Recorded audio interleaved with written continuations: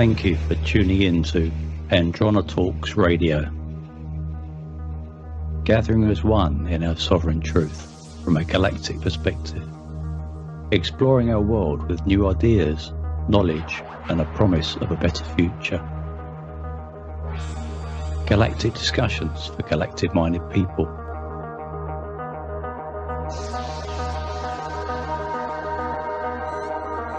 Andronetalks.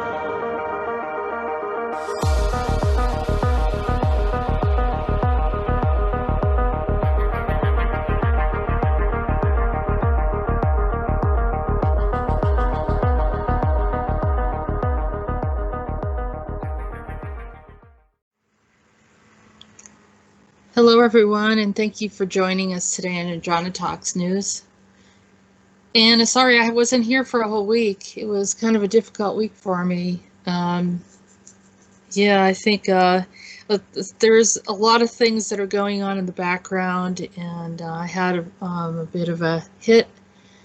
Wasn't feeling very well, and that kind of one of those things where you just kind of wake up and you feel like you've been beat up, and then that was it. So it's one of those weeks, and I know a lot of people are having some struggles. There's a lot of tug of war going on in the world. Those that want all this chaos and nonsense and things that just don't make any sense, and then there's others that are like, well, what happened to our world? Some people actually liked the way it was, but anyhow, we'll probably get into that more at a later time, but I thought that this picture kind of depicted the way a lot of us feel right now. It's like a duck flying upside down. I thought about something that Peter said, is that the poles are shifting, and the ones that are going to feel it the most are the birds.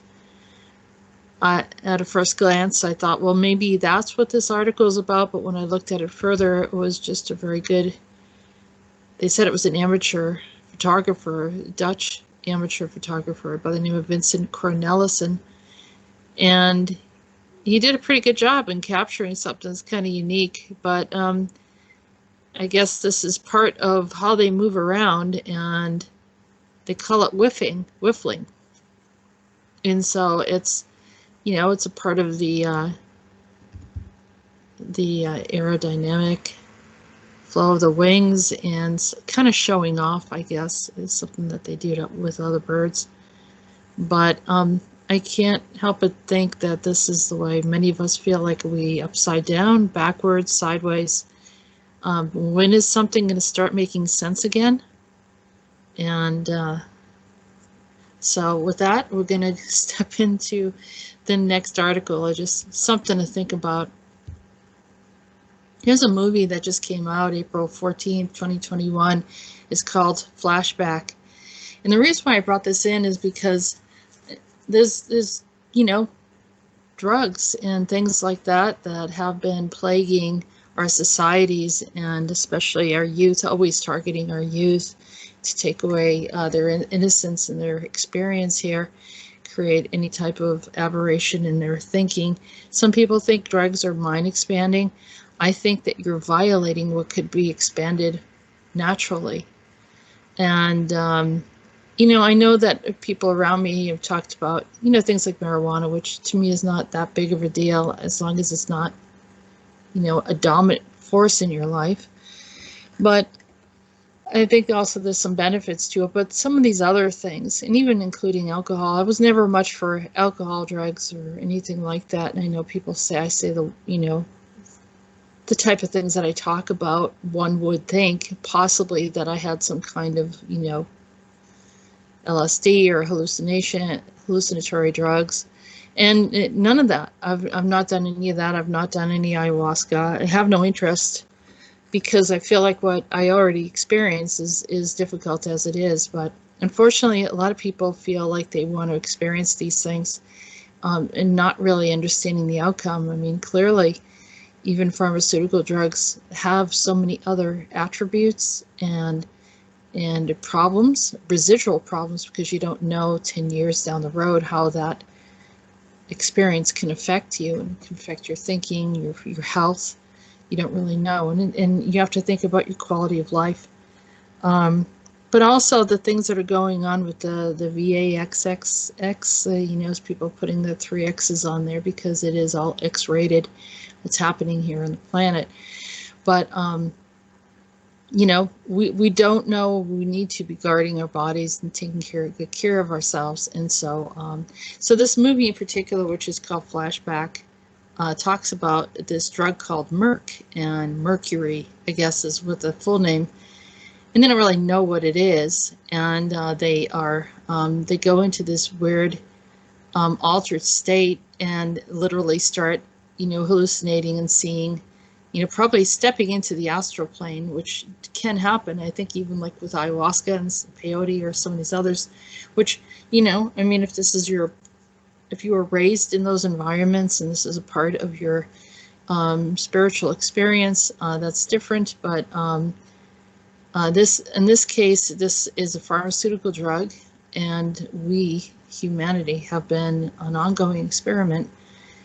And so, you know, we start looking at all these different things and saying, you know, we have problems, and the problem started here, is when the street drugs and you know, the way of ETs, and as well as corporations and so forth. Scientists, you know, have been experimenting with humanity. You know, LSD was a perfect example, and you know, this was made in a lab and sent out into the street, and then people start going through this experience. And so, this is an interesting movie. I do recommend people watching it, although if you, it can be very dark. As these worlds are, and also confusing, and you know, people kind of know the story and the options and choices that people take, and you know, shifting your timeline and choosing the right timeline that's going to work for you. So you don't have to go down this road to get the insight that you need and the divine connection that you need. Just want to remind people of that, but also how it also ties in to experiments come in many shapes, sizes, and forms. And whether you use a needle or whether you use a pill or whatever it is, just be mindful of what is going into your body. Since the drug was called Merck, it made me think of this company called Merck & Company. And it is a multinational pharmaceutical company that's in Kenilworth, New Jersey. And there's the Merck family. Started in Germany in 1668. Interesting how far back some of these companies were founded. Yeah, that long, 1600s. That certain families and people have been experimenting with drugs and other things. Yeah. So here is a little bit of information. We're going to have that there for you if you want to review it. Here's something from drug dealers. This is from Sky News. Drug dealers warn over deadly batches of illegal party drugs. Not everything you get is safe, even if you think it's from a reliable source.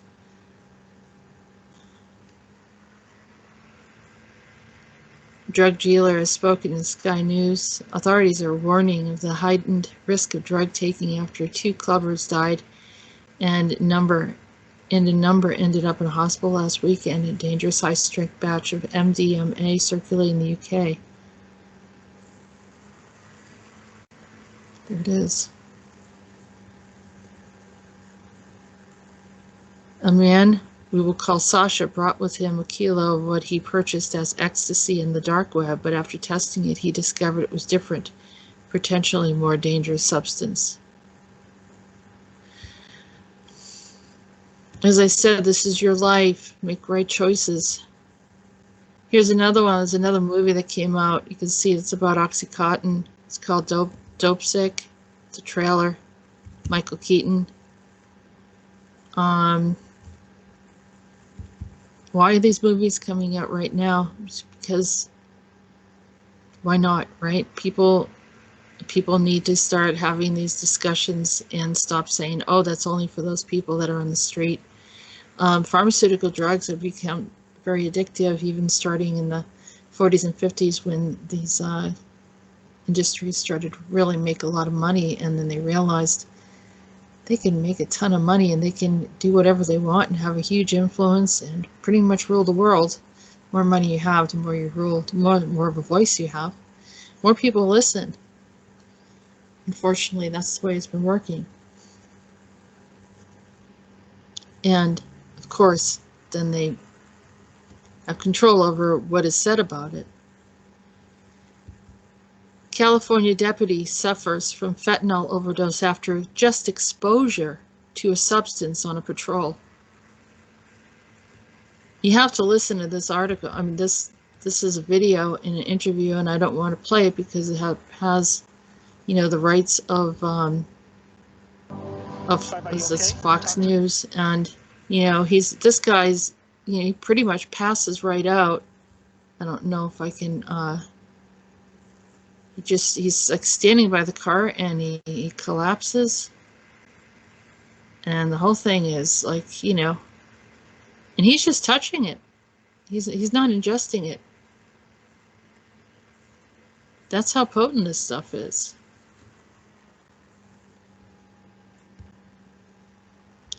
I'm going to switch topics now. We're going to go to NPR. Zoom agrees to settle a privacy lawsuit for $85 million. Zoom will pay $85 million to settle a lawsuit claiming it violated users' privacy rights, according to a preliminary settlement filed on Saturday. The class action suit by several Zoom users alleges the company shared personal data with Facebook, Google, and LinkedIn and allowed hackers to disrupt meetings with pornography, inappropriate language, and/or disturbing content in a practice called Zoom bombing. The settlement still requires approval by the U.S. District Judge Lucy Coe in San Jose, and so I guess subscribers will receive a 15% refund on their core subscription for $25 whenever the amount is larger. Zoom users who did not pay for an account can submit a claim for $15. Zoom will also up its security, committing alerting users about a third-party app sharing and taking more measures to safeguard user data.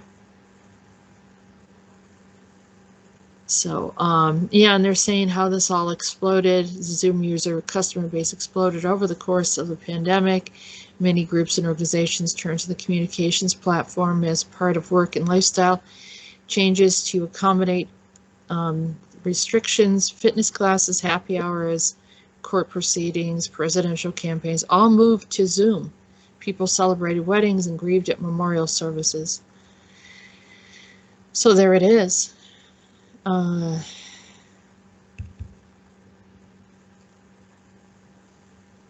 always kind of lean towards Skype, although some people complain that, you know, Skype has its issues, and it does. But it never felt right about Zoom, and everyone says Zoom is completely protected and it's private. And I think I have one or two people, maybe a few more, that prefer Zoom. But generally, you know, I haven't been really crazy about it. Here's an interesting article. Well, we know there's a lot going on in New York City, and high levels of restrictions. But yet at the same time, there's, you know, a lot of scandal going on, and, you know, that's usually the cover-up. Every time they get close to getting caught or in trouble for anything, there it goes. They slap down all the restrictions on the general people, and it becomes messy, doesn't it? So, yeah, I'll have that article there if you want to read it. I thought this was interesting. Delaware, he'd rather be. Come the weekend, Biden leaves D.C. It's very melodious. It's a rhyme. President Biden in Wilmington, Delaware this weekend, a place he spent a lot of time as president. I can't even say the word. In fact, he has spent twice as many weekends at his home there as in the White House. And I think this is what people are getting at. He's never there. Sometime next week, he expected to start summer vacation elsewhere. It's funny because I have a neighbor and he's never there. He's never there. I say he has to be living somewhere because he's never there. And so, you know, I guess you can, you know, come to those conclusions when people are gone a lot. And I guess they're trying to show that, well, where is he then? If he's not here, then he's there, and wherever that is. So they're pretty much showing, well, this is a camp, and you know they like to go to camp and relax. And but I think this is a more pretty much a vacancy, more so than we're accustomed to seeing. And so I thought that was interesting because in their attempt to kind of explain, well, he's having a wonderful time in Delaware. But not in the place where, you know, people typically are when they're in office. That this is a cemetery. Okay. So he's in the cemetery. You show him in Air Force One or Marine One. Or, no, it looks like some kind of church here. For sure, St. Joseph's Catholic Church in Wilmington. Okay. Martha's Vineyard, there they are in Martha's Vineyard. And it's interesting, but yeah, I guess home is usually where people sleep. So yeah, there's kind of vacant in the White House. This is at least 20 types of gifts are missing from the State Department's vaults. This article is from The Hill. The Inspector General is reportedly investigating the disappearance of at least 20 types of items that had been in the agency's gift. So you just heard that, 20 types of items that have been in the agency's gift vault, with dozens of individual items or more unaccounted for. So, well, like I said, someone's not there, others are there, items are missing, and that's only what they're talking about. What else is missing is my question. And, well, they have disappearance of a $5,800 bottle of whiskey that the Japanese government gifted to former Secretary of State Mike Pompeo. And there's probably, like I said, there's probably a lot more missing. Who knows what's going on there?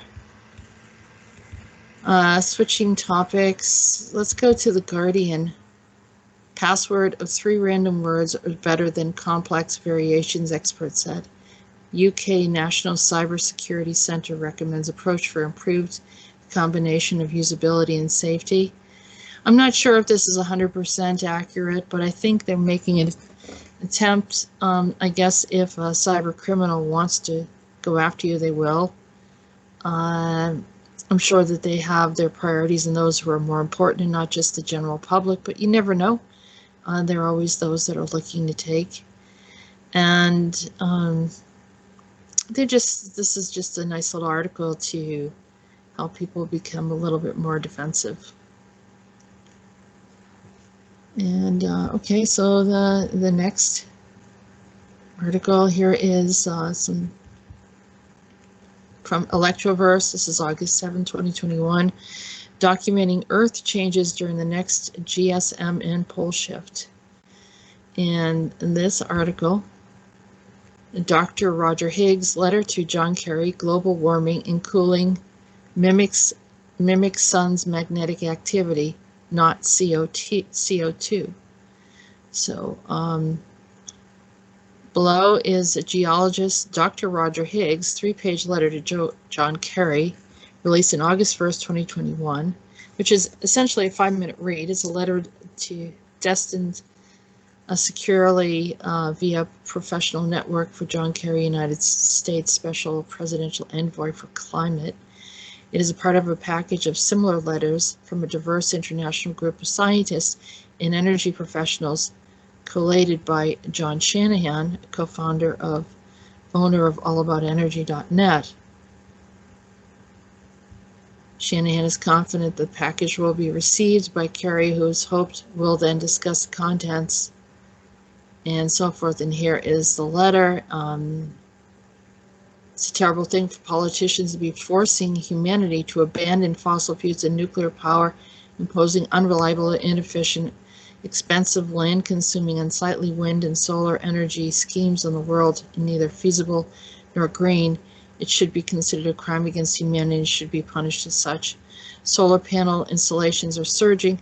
And honestly, I don't have any problem with any of these things. I think that there is definitely a guise of hidden agenda behind some of this. Oh, let's just get rid of everything. And I don't know, maybe like it's kind of like, are they going to like build a bridge halfway and then never complete it so that the bridge becomes unusable? And I'm using that as an example of, are they going to ask us to shut down all of fossil fuels, which we probably should have a long time ago, but without anything in place, only a wish and a promise. And so I thought this was interesting. It's good to have points of view, different points of view. And, you know, as I said, I appreciate solar, I appreciate free energy, I appreciate all of that. I don't think that they're promising that to us. I think they're just wanting us to become further disabled or relying on something new that may never happen, but having us disband some of the things that have given us freedoms. So, yeah, just a little wary about it, and I thought it's a good article for people to read. Tucker Carlson has some really interesting articles, very good. I like to watch his shows every now and then. So this is Fox News channel, and he said that Rochelle Walensky now makes the laws, and she's taking your private property. If you try to make someone pay to live on your property, you're committing a federal crime.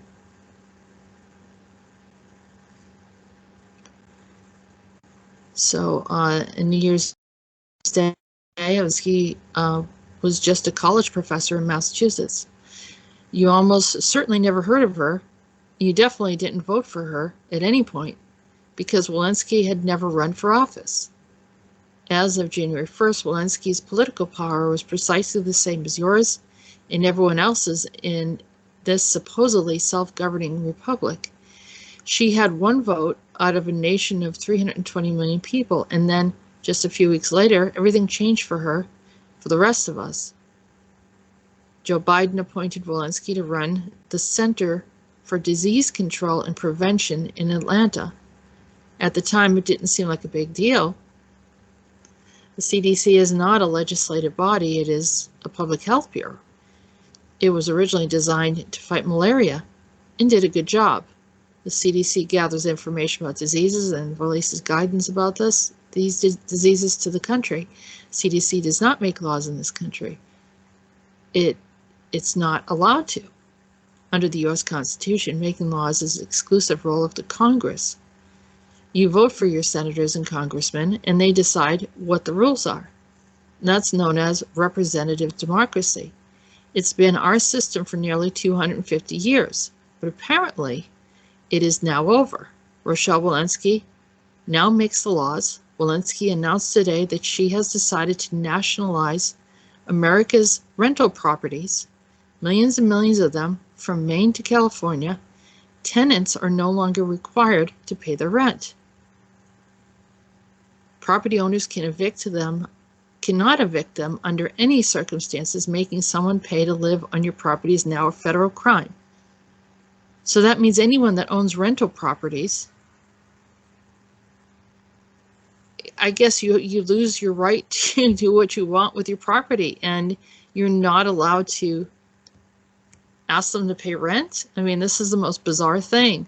So I guess this is part of a Marxist scenario. Try it and you can wind up in prison with hundreds of thousands of dollars in fines. At the same time, you should know property owners will still be required to pay the banks that hold their mortgages. But yeah, that's right. They have to pay for the banks, and then they have to now support someone else, a stranger off the street that's been renting from them. And I guess that's just everyone's job to take care of other people.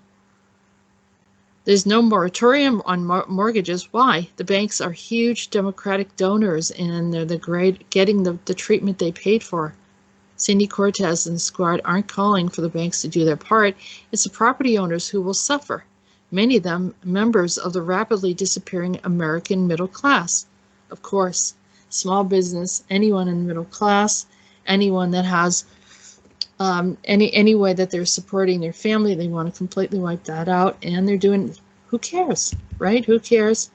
They're just people.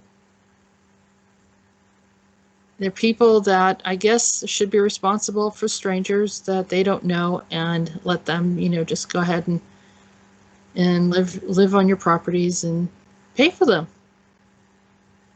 I guess maybe they should set an example. I wonder if Rochelle's doing that, paying for someone to live on her property. Probably not, or anyone else in this Biden administration. Okay, here is Summit News. Billionaires segregate themselves in luxury private islands as ordinary people are told they can't travel.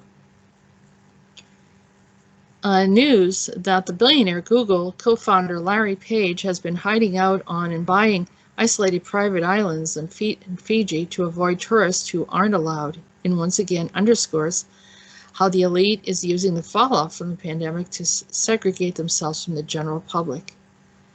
Because they know when people find out, they need to be protected. Page has been living off-grid for over a year and forced a state-owned news website to remove an article about his activities that was also delisted by Google in an apparent effort to conceal his location. He has spent months in Fiji during the virus pandemic, and mostly in the island of Tavara, and it has been rumored billionaires bought at least one island in the countries of Mamanuca Archipelago, reports the Daily Mail. Page also has been spotted in a smaller island called Namodu, which a sailor named Lorenzo Cipriani claimed Page bought in a blog post in August. He's the sixth wealthiest person in the world and was able to take advantage of Fiji's Blue Lane program, which lets the super wealthy visit the archipelago on their super yachts and private jets, even when other travelers were banned. So there's more on that article. Wealthy people are renouncing American citizenship. This article came out on August 5th, 2021.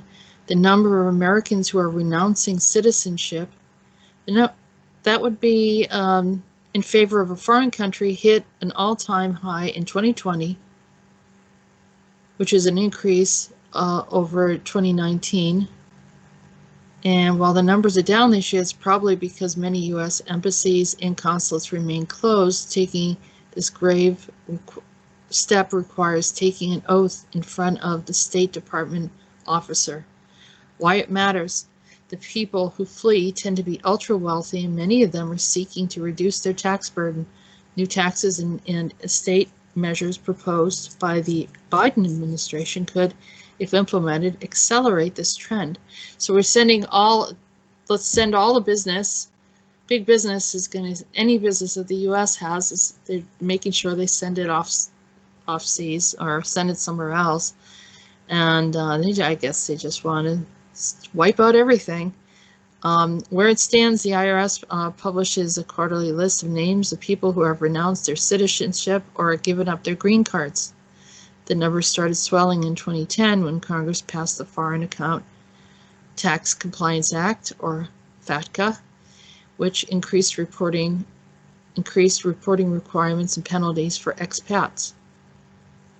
FATCA kind of flushed out people out of their bushes, said Andrew Mitchell, an international tax lawyer based in Connecticut who tracks the numbers. It effectively deputizes all the banks around the world to tattletale on U.S. citizens.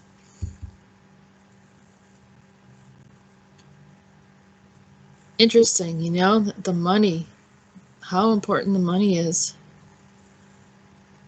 And yes, a lot of the big businesses haven't been kind to the little guy. But the manipulation, I think, is probably what bothers me the most. Here's the next article. This is newscom.au.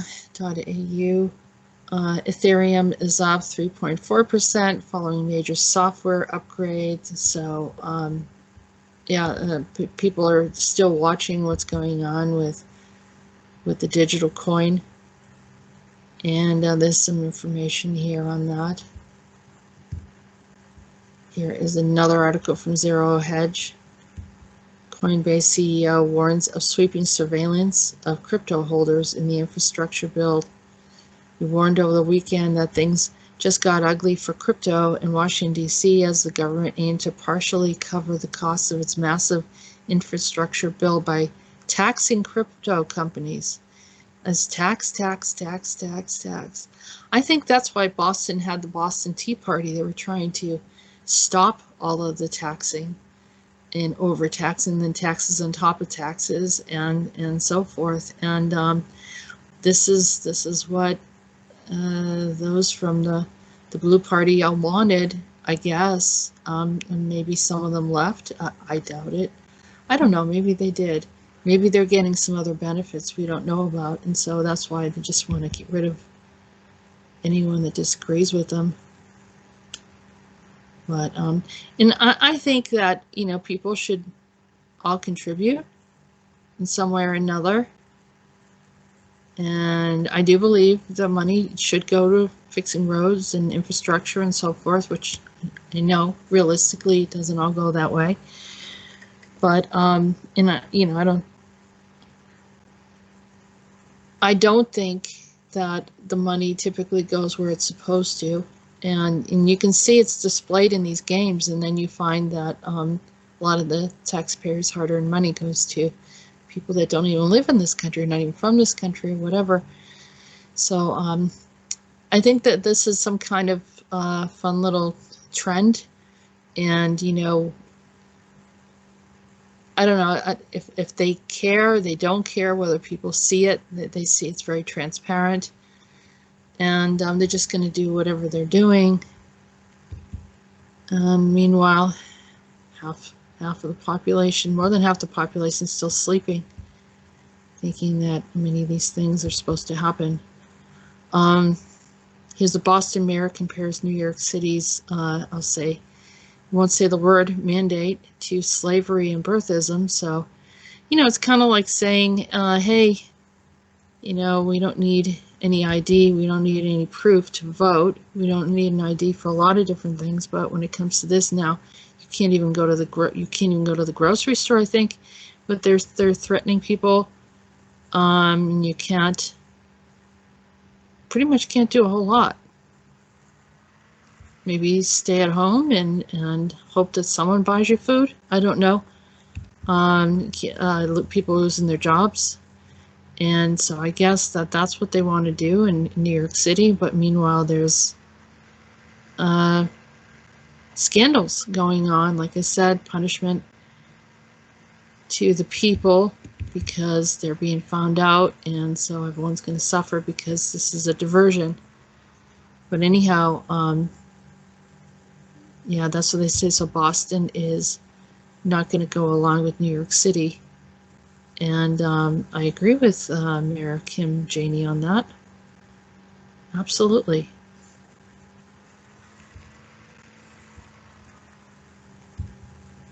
I saw people were complaining about Trump touts gimmicky Trump cards that don't do anything to dedicated supporters. I guess if people want to buy a Trump card, they do. But I think here's what's important. And, you know, we've talked about tarot, and the tarot talks about the Trump card. But the former president is already reported to be sitting on nearly $102 million in campaign cash, the strongest showing among any Republican ahead of 2022 and midterms in the 2024 election. He has hinted repeatedly that he may take another shot at the Oval Office in 3 years' time.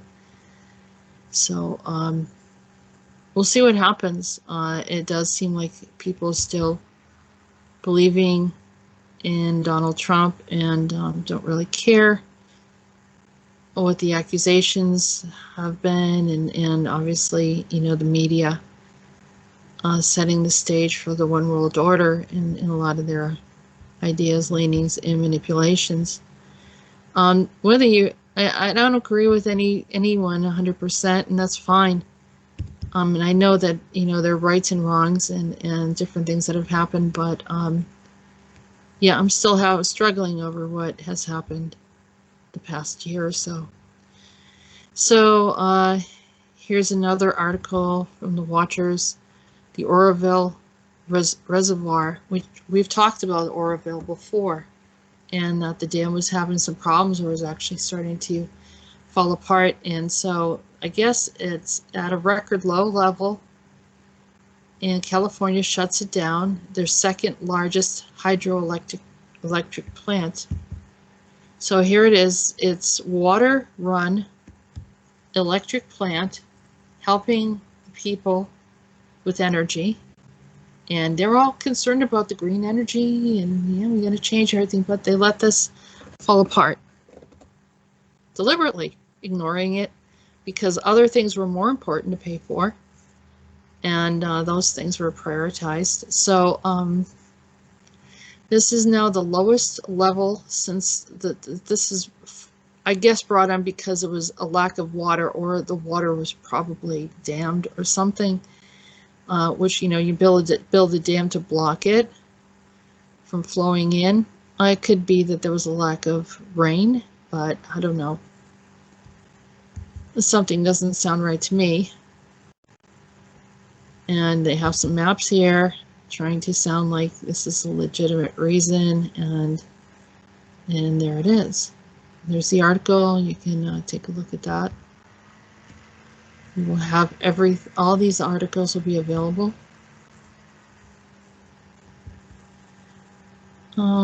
This is U.S. Sun, a new article. The biggest U.S. Navy war games in 40 years. In 40 years to prepare for World War III across 17 time zones amid tensions with Russia, China, and Iran. Thousands of Marines and soldiers are taking part in the U.S. Navy's largest war games in 40 years as Washington prepares for a future world war amid rising tensions with Russia and China. The fleet began with a large-scale exercise on Tuesday, and the drills across 17 time zones will continue until August 16th. The biggest, so here's, you can see this.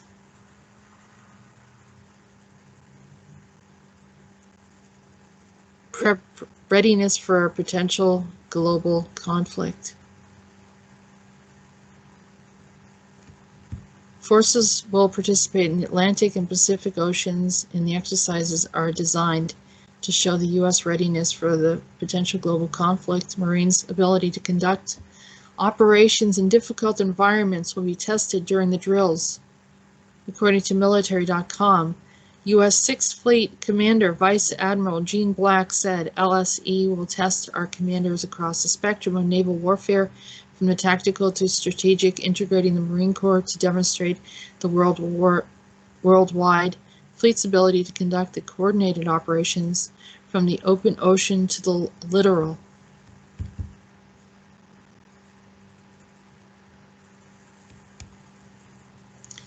But it remains unknown if China and Russia will pay attention to the war games or if they will be interpreted as an act of aggression. It's thought that 36 ships and more than 50 virtual units will take part in the mission alongside the military and civilians, according to the Defense Post.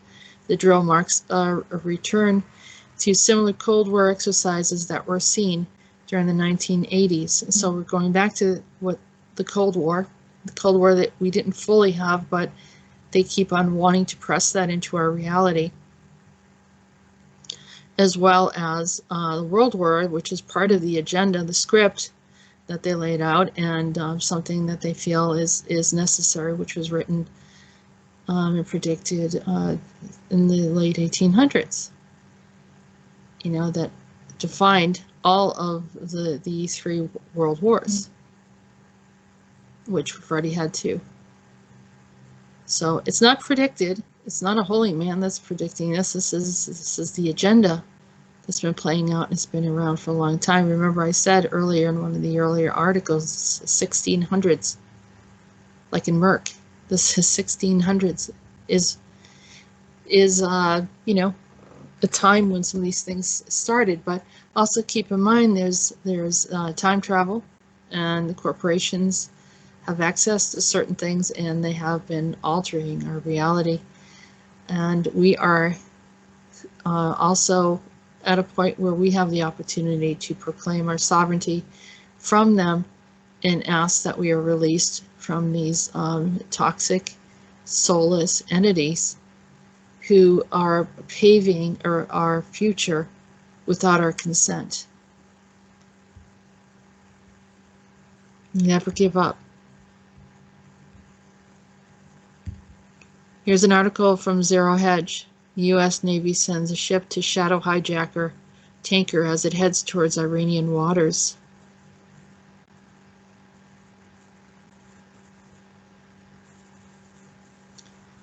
And this is, you know, this United States military is expected to reposition at least one vessel in the general vicinity of the Asphalt Princess to keep a closer look, U.S. officials say. The officials did this to monitor the situation rather than any imminent military moves.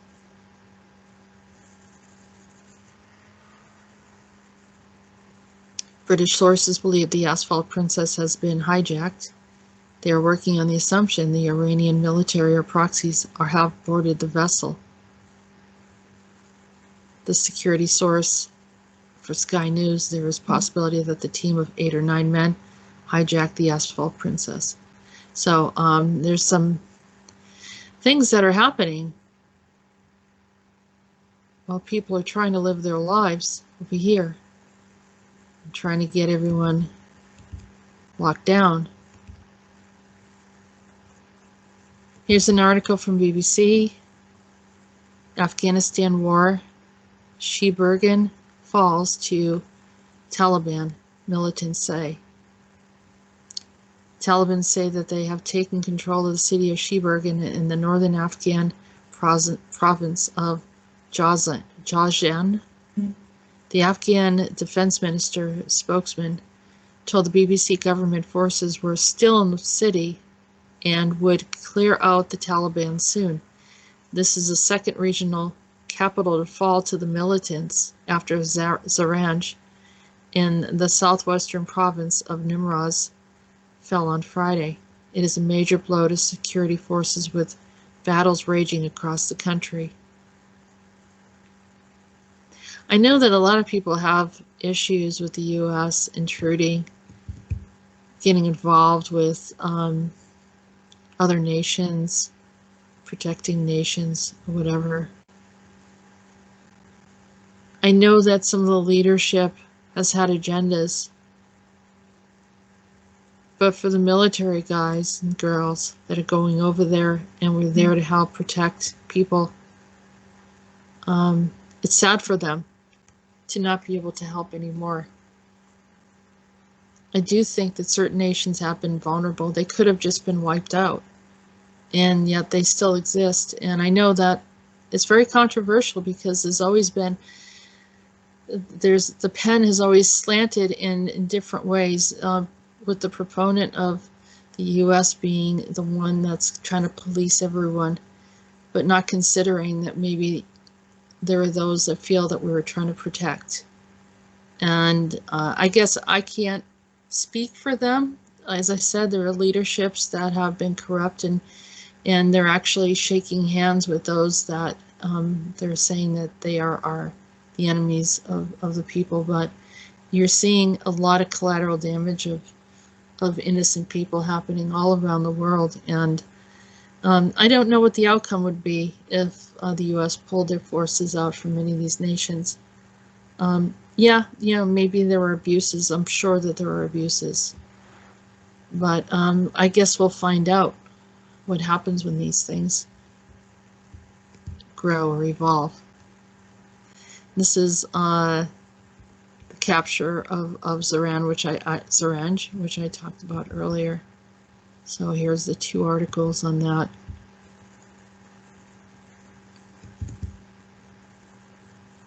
U.S. military report warns ISIS will operate indefinitely. And so this is what they wanted. But those that are on the wrong side will probably not get a lot of mercy.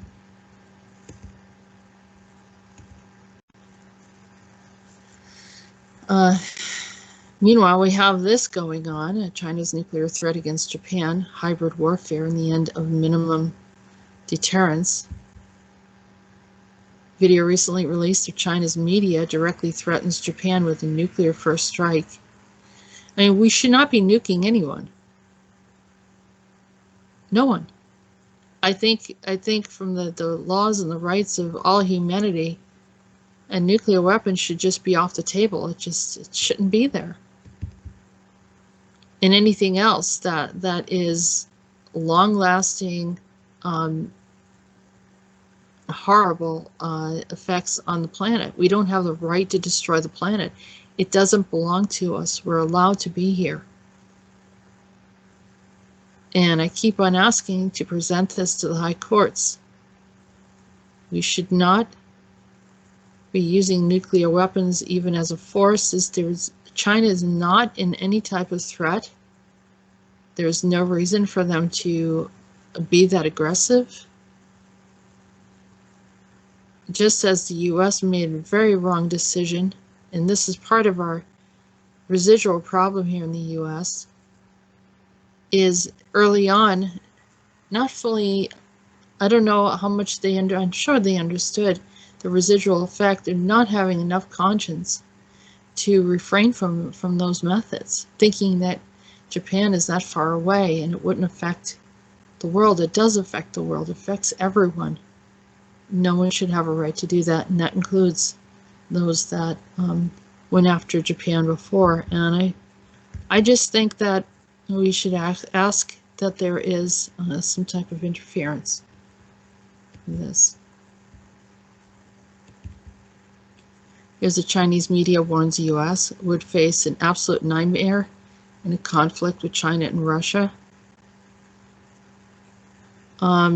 I think we're in a nightmare right now with the administration that they're actually hired to run our nation. So I don't know how much more pain they think they can bring us after what we're going through right now as it is. Everything that's crazy. So they did a good job in their propaganda. I don't know. It's threatening us at this point. I don't know. It doesn't make much sense. Here's something that's interesting. This is a BBC News. China says no more Mao badges after the IOC warning. So China has said its athletes will no longer wear political badges at a medal ceremony in the Tokyo Games. The International Olympic Committee says. I mean, I don't know. Is this the reason for the nukes? I have no idea. Never know what's running through or not running through people's heads. So thought I'd share that article. Here's another article called From the Drive, the War Zone, Curious Mission Flown Over the Baltic Sea by U.S. Air Force Nuke-Sniffing Planes. The Air Force only has one constant Phoenix jet, which is used to collect air samples that could show evidence of nuclear testing or accidents. It's interesting, we have so many weapons, but very few tools to identify toxins around our area, and so many people, you know, have issues with toxins and mercury and all other things that are going into our atmosphere and our waters and our ground, and they don't ever take care of that. Not to mention all the stuff that they're sending up into this space, all the space junk that will eventually black out our sun or do whatever. It's, you know, causing other types of damage. We're accountable for everything that happens in this planet, and those are the people that truly do love this planet. I don't believe they love anything. I don't care what their agenda is or what they say that they care about. Here's the news home article. This was Fox News. Fires rampage through forests in Greece. There were thousands evacuated, so we've got the fires happening again. There is another one here. The Dixie Fire is now the largest standalone fire in California's history, and they've had some serious fires over the past couple of years. Actually, fires in so many different locations at once, and but this one in particular is quite a few people. It's consumed about 432,813 acres in an area 3.5 times the size of Lake Tahoe, making it the third largest fire in California history. You know, we had the discussion about how that, you know, they had these planes that could just pick up the water and drop it in these locations. They got rid of them. They deliberately got rid of them. They don't have money for safety. They have money for, I guess, their own personal fun. It's like Nero just playing the violin while everything's burning down. Here the firefighters getting guns pulled out on them. Some Dixie Fire residents refusing to evacuate. People are just so freaked out, and they really feel that they're being pushed out of their homes, and they don't trust anyone at this point. I honestly don't blame them. But at the same time, the firefighters are probably just trying to help. It's unfortunate this type of stuff's happening. Here's this is a Wall Street Journal article. Russia, one of the coldest places on the earth, is on fire. Blazes could pump a record amount of climate warming, CO2, into the atmosphere, with wildfires also plaguing California, Turkey, and Canada. That's right, there's another big fire in Canada as well. In Moscow, the smoke from the fires in Russia's northeast is so thick it has blotted out the sun, plunging swaths of the region into the darkness during the brief summer. A state of emergency has been declared in the city of Yakutsk, where the freezing winter temperatures have given it the reputation of being the coldest constantly inhabited city on the planet. Residents have been told to stay indoors while firefighters and volunteers brave temperatures surpassing 100 degrees Fahrenheit. In all, the wildfires have devoured over 10 million acres of land in Yakutia region this summer, with 175 fires still burning according to the government data. Scientists fear the amount of carbon dioxide released from the Russian blazes could surpass last year's record. Similar scenes are playing out across several parts of the globe, and emergency teams battle wildfires in Turkey, Southern Europe, in the U.S., including California and Hawaii, where brush fires have exploded to encompass more than 40,000 acres. Scientists say extreme heat in some areas and drought have contributed to sparking the fires. More than 2,400 firefighters have been deployed to battle the Russian wildfires, supported by troops and military aircraft, while volunteers such as the Arael have pitched in, desperate to stop the wildfires spreading to towns where they could destroy homes and businesses. at least they're concerned about their people. Not something that we feel very much these days. Here is an article from the AP. The 3 erupting Alaska volcanoes spitting lava or ash clouds. This is in Anchorage, Alaska. 3 remote Alaska volcanoes are in various states of eruption, one producing lava, the other 2 blowing steam and ash.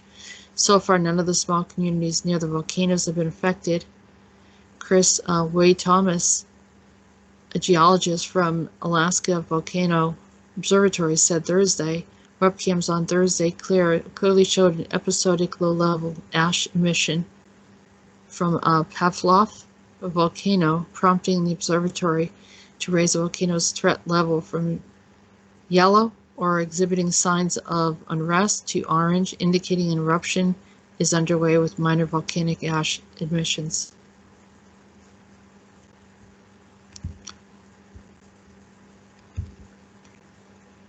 Here is a mysterious floating island hovers lake at Glacier Bay National Park in the reserve in Alaska. So there's a lot going on in Alaska too.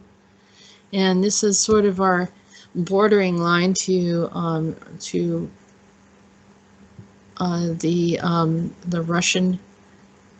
Russian area. That's where there's a bit of conflict there. Not to mention the Inuit and Eskimos and U.S. government. So we have citizens and all sorts of people there, scientists and so forth. But here we have this very strange, it's a UFO, a weird domed object in the video. Actually, your brain being tricked into seeing a distorted version of an island. The park posted the video on its Facebook page and explained that the mirage is called a Fata Morgana. It is a mirage that appears just above the horizon and can significantly distort the object that's already there. The islands in Glacier Park turn to UFOs or the Flying Dutchman with a little imagination and a pinch of good, cool science. When the air of different densities meet, the air in the Earth's atmosphere acts as a refracting lens, creating the mirage effect that we see.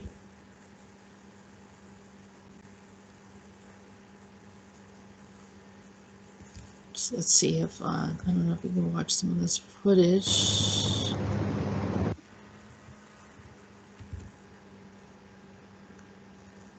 And so you see this thing floating. It's very strange. Someone sent me a UFO that sort of looked like this too. And it's really weird. It's a very unusual shape. So there it is. And you can take a look at that at your leisure.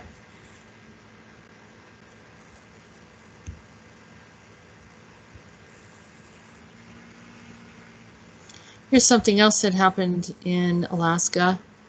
6 dead after sightseeing plane in Alaska crashes. So there's a lot of activity going on up there. There's a float plane carrying cruise ship passengers crashed in southeast Alaska on Thursday, authorities said. Everyone on board the de Havilland Beaver was killed in the crash in the Misty Fjords area, the U.S. Coast Guard said. The emergency beacon was activated around 11:20 a.m. and search helicopter found the wreckage on the ridgeline at 2:37 p.m.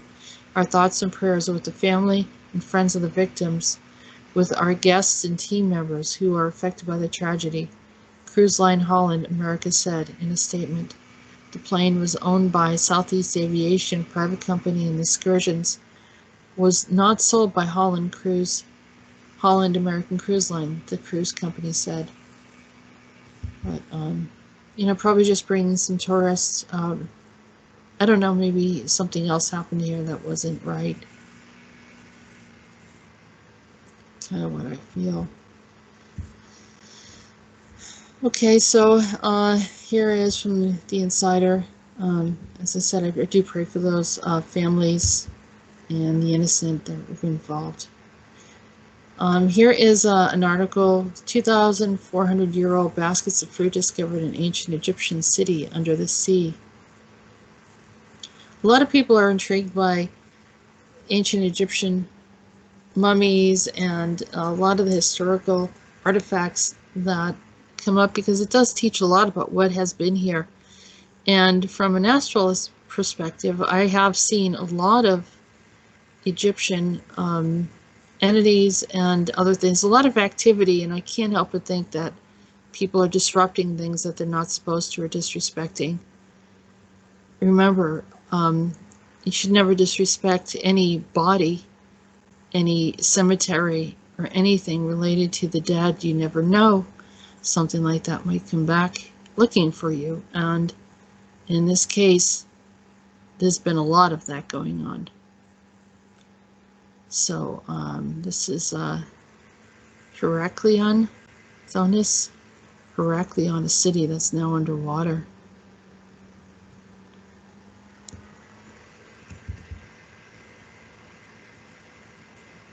And this discoveries were made in the ruins of the sunken ancient city of Thonis, Heraclion, which was Egypt's largest Mediterranean port for centuries until Alexander the Great founded Alexandria in 331 BC. The artifacts were found by the team researchers from the European Institute of Underwater Archaeology, led by the French marine archaeologist Frank Godot, who discovered the ruins 2 decades ago.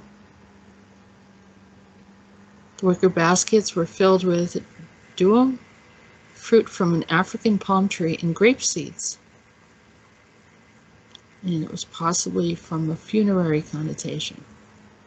Yep, as I said, you have to be careful what you do with some of these things. They found some miniature ceramics, several bronze artifacts, including mirrors and statuettes of Osiris, the ancient Egyptian fertility god. And we will have that article for people to review it.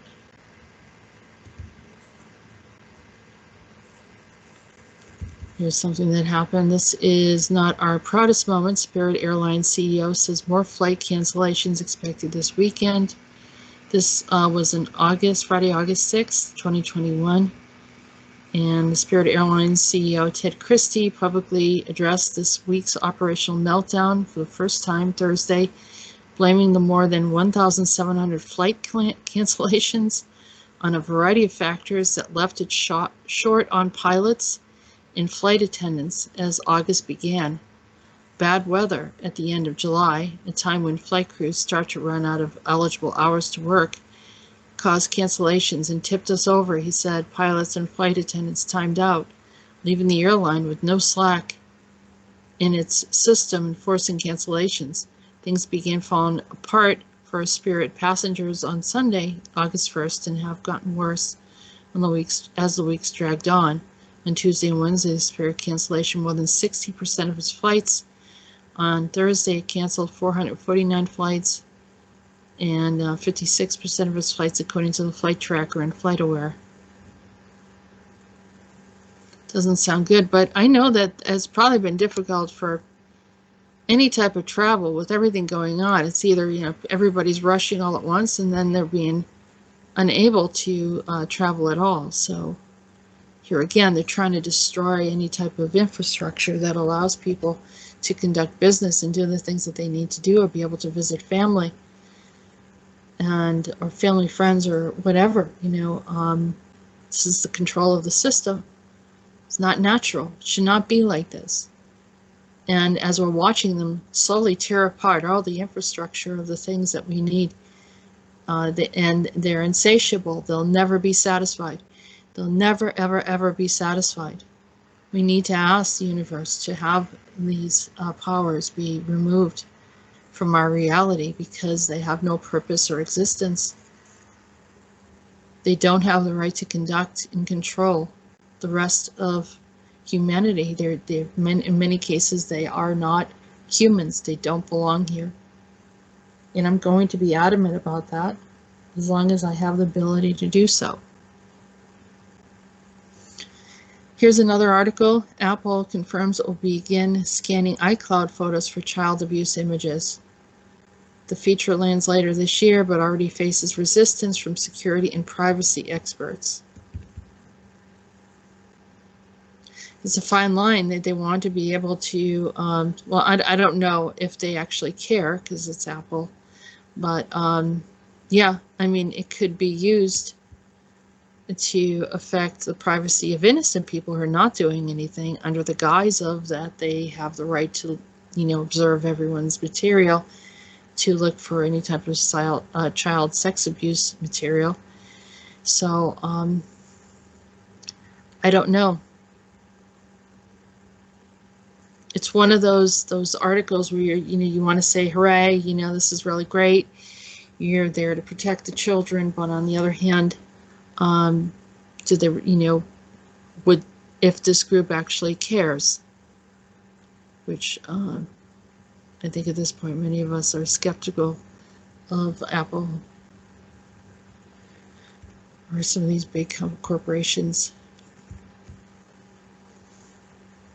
This is another interesting article, August 7, 2021, from the Western Journal. Biden announces executive order designed to make gas vehicles a relic of the past. Here again is what I said. Let's everyone get rid of your car, and then we'll be waiting and waiting and waiting for the ability to have electric cars. The infrastructure is not in place. There's been absolutely no effort. I mean, I have friends all over, in different parts of the U.S. I don't see anything being built up to support electric vehicles, nor do I feel that there are enough electric vehicles available to purchase to accommodate all the people that have cars. I don't know what the plan is, but if this just take everyone's car away or shut down and you get all the gas stations, if that's the solution, while everyone's then waiting for unlimited time for something else being there to replace it, I don't see how this is a solution at all. But we know there's been an agenda, and here again, it sounds like it's green, but I'm seeing more of the color red.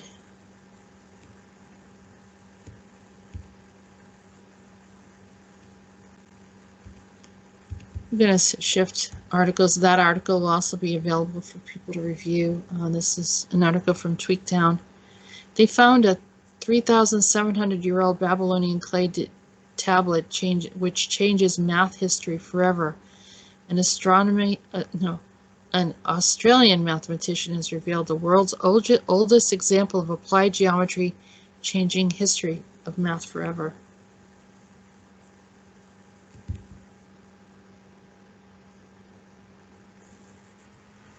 Dr.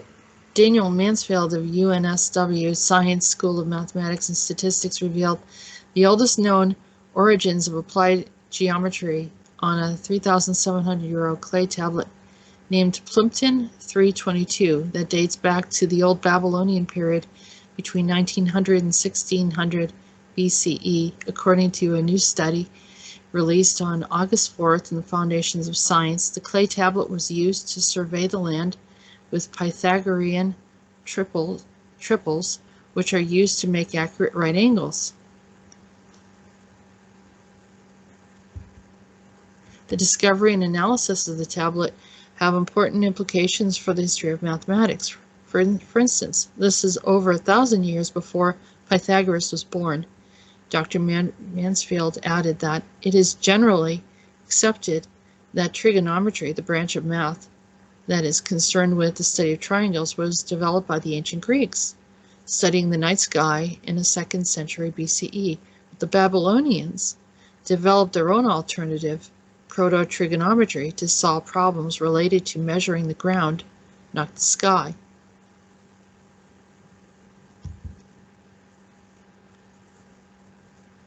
I thought that's interesting.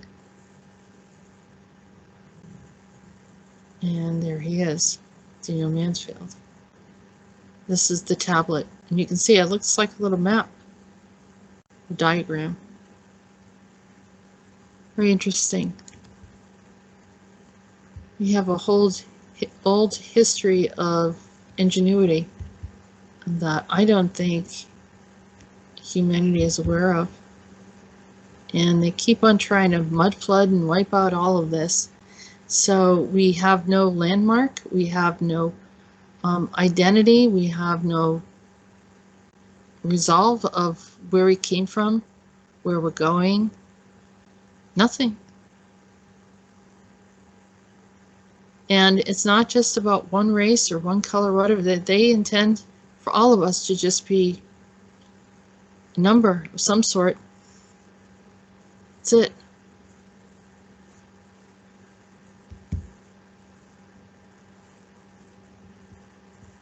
Here's an article. U.S. scientists discover a massive dead zone in the bottom of the Gulf of Mexico. According to the National Oceanographic and Atmospheric Administration, NOAA, dead zones are underwater areas where levels of oxygen are so low that no marine life can survive there. They occur naturally, but researchers are concerned that more and more of these biological deserts are developing due to human activity. They said it's approximately 6,334 square miles, or equivalent to more than 4 million acres of habitat. The distribution of the low dissolved oxygen was unusual this summer. The low oxygen conditions were very close to shore, with many observations showing an almost complete lack of oxygen, said Nancy Rabelais, a professor of Louisiana State University, led the study. Dead zones occur naturally, but researchers say that the human activity has led to the expansion of these areas. Agricultural runoff from farms and livestock get into oceans and seas, where it stimulates growth of algae, which in turn die and decompose. During the process, oxygen-consuming bacteria decay the algae and subsequently lead to the creation of dead zones. According to the NOAA, most marine life either dies or they are mobile. They leave these uninhabited areas. However, even minute exposure to these biological deserts can lead to negative consequences like changes in fish diets, growth rates, reproduction, dead zones, and makes some species such as shrimp less available. Here they're saying that it's mostly related to agricultural runoff. Not anything about chemical dumping, biofuel, or any type of I don't know, any type of toxins that are actually being, it's just agricultural runoff, so that's the food. Of course the chemicals should not exist, but things from livestock, it just sounds really weird that, you know, they're penalizing, you know, just human existence, and we're the ones that are causing all of these imbalances on the planet, but not talking about how they're not regulating, you know, as Peter talked about, these huge tankers that are you know, putting out all sorts of pollution in our oceans and using up all the fuel, petroleum usage, and you know, there's a lot of different things that are happening that no one is talking about, and yet they're complaining about population growth as being the core.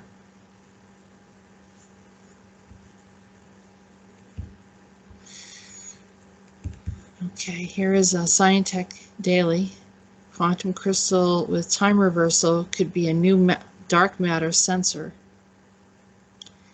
I think we could use something like this. And have something like this in some of the leadership roles of, you know, maybe like the White House and some other important places in the world, and reveal all the dark matter that's going on. I mean, technically it's something in space, but I guess you know, I have my little private dream of of exposing some of these things around the world.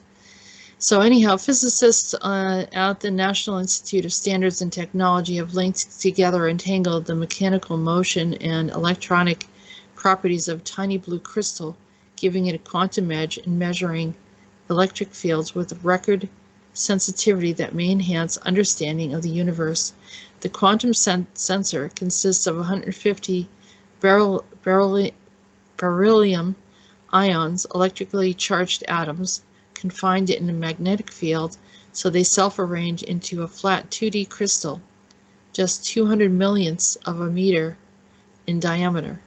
Quantum sensors such as this have the potential to detect signals from dark matter, a mysterious substance that might turn out to be, among other theories, subatomic particles that interact with normal matter through a weak electromagnetic field. The presence of dark matter could cause the crystal to wiggle in telltale ways, revealed by collective changes among the crystal's ions in one of their electronic properties, known as a spin. So we are learning, it's interesting because so much is coming out through science now, and we're missing a lot because we're treading water. We're trying to figure out what's going on. But this is the first time that they're sort of letting go and allowing people to bring forward some of sciences, the areas in the science and math, and new knowledge that's coming through. But it's like they're finally allowing us to have this experience, but with a lot of pain and struggle along the way. So, I just try to ask for the highest intention for humanity as we come to a close with the show. I thought I'd bring this in, and because I started off talking about Merck and how people, the movie that talked about this drug and to try to enhance people's abilities or try to experience something that's, I don't know, spiritual or whatever. And the Tibetan monks, to my understanding, are, practitioners of meditation. And I tell everyone there's no shortcuts. The best way to have these really incredible connections to the universe is through meditation. And so many people have time for everything but that. And they have every excuse. But yet they kind of want to be able to have all sorts of abilities. And it just, yes, there's shortcuts, but there are repercussions, and you'll hook into the wrong frequency. You won't hook into your frequency and the frequency that has your ID. There's going to be a distortion. The monks, I believe, the ancient cultures, they know the right way to do these things. It's not necessarily common knowledge. They probably have different things that I don't know about, or I do know about, but I think for the most part, this is the way. If you want to be heard from the universe, meditation is the way to do it. You have to be able to go within and hear yourself. You have to really be in tune with yourself in order to hear your body and how you're feeling. You have to go within to be able to tune into those around you, because then you become more in tune with the earth and your higher self and the God source. And so in this case, this article talks about a strange case of the dead but not dead Tibetan monks. And it's interesting, or whatever they are experiencing is something that was probably available for all of us. It's just that we chose not to go down that path and not to be that mindful. It is quite a devotion to go through their practices. You are there for life, and you are devoted.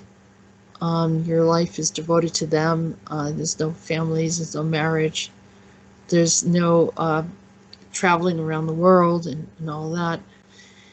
But it's just something we can learn from and observe. The bodies of some of the Tibetan monks remain fresh after that appears to be their death. Their fellow monks say that they're not dead yet, but in a deep, final meditative state called Thukdam. Science has not found any evidence of lingering EEG activity after death in Thukdam monks. It's definitely happening. It's definitely weird. After the apparent death of some monks, their bodies remain in a meditating position without decaying for an extraordinary length of time, often as long as 2 or 3 weeks. A fascinating account of the phenomenon was written by Daniel Burke for the publication Tricycle. Tibetan monks who view death as a process rather than an event might assert that the spirit has not yet finished with the physical body.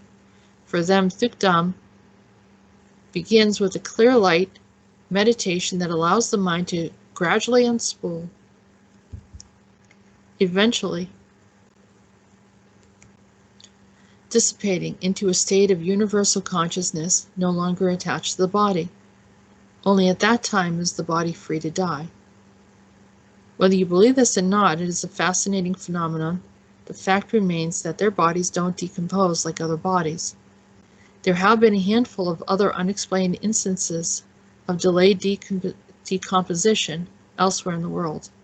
The scientific inquiry into just what is going on with Thukdam has attracted the attention and support of the Dalai Lama, the highest monk in Tibetan history.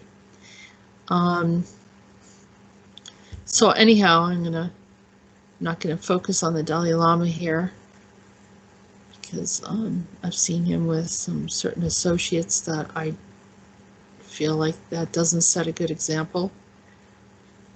But for the most part, I find that this article is very interesting. It searches beyond the brain for signs for consciousness, having gone nowhere. Let's see, so far Tibetan medical doctor Tawny Tidwell was doing a research on it, and she encouraged, however, that a number of Tibetan monks have come to the U.S. for medical knowledge and that they can take home. And when they arrive back in Tibet, she says it's not the Westerners who were doing the measuring and poking and prodding, it's the monastics who trained at Emory.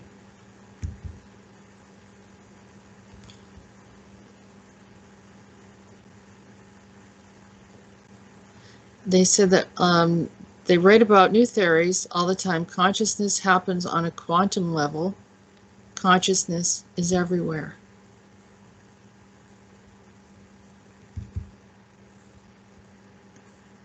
And we are heard, always. Even though it feels like we're not heard, even though they're trying to block us, even though they keep on attacking us, even though they keep on changing things, even though they keep on trying to take away our freedoms. We are free within. They can never take our freedoms unless we give them over to them, unless we make vows or commitments with them. They can force us into certain situations. The physical body is not us. Our soul is infinite. We are forever divine, connected to the divine, and don't ever, ever forget that. Never lose hope.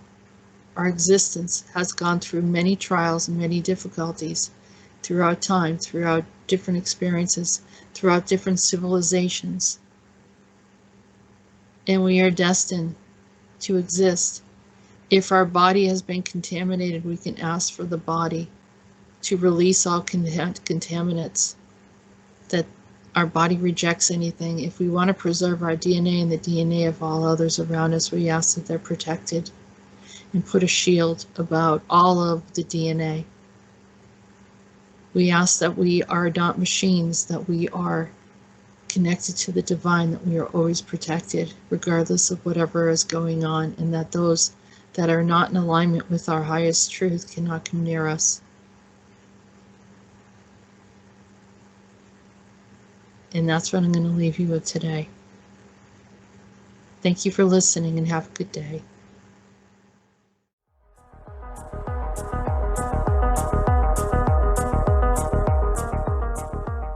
You have been listening to Andronetalks Radio.